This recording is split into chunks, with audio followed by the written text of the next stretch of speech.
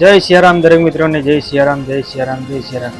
તો મિત્રો તમે આગળ જોયું કે આજે વિડીયોમાં હું તમને જે બતાવવા જઈ રહ્યો છું તે અમારા હારીજમાં મહેસાણા હાઈવે ઉપર સબરી પ્લાઝા છે તેની આગળ જે બનેલો બનાવ છે।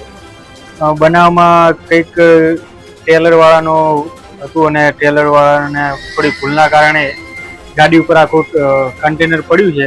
તો તમે આગળના વિડીયોમાં જોઈ લો કે કઈ રીતે આખી સિચ્યુએશન બની છે ને કઈ રીતે શું થયું છે। ગાડી આખી પડી જ હતી, પાર્કિંગ કરેલી હતી ગાડી અને એના ઉપર આખું કન્ટેનર પડ્યું છે। તો તમે વિડીયોમાં જુઓ।